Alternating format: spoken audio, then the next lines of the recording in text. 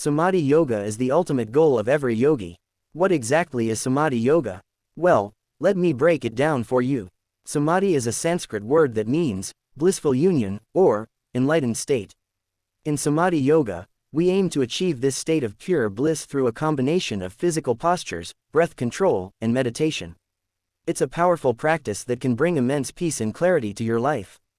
So, let's get started. Step 1.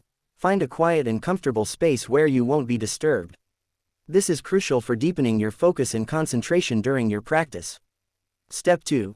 Begin by sitting in a cross-legged position on a yoga mat or cushion. Make sure your spine is straight and your shoulders are relaxed.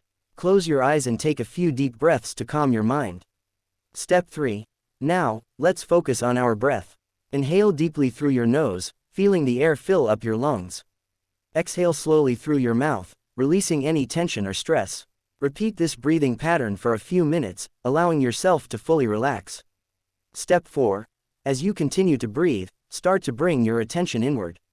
Notice any thoughts or distractions that arise, but gently let them go without judgment. Instead, focus on the sensation of your breath in the present moment. Step 5. Now, it's time to enter a state of deep meditation.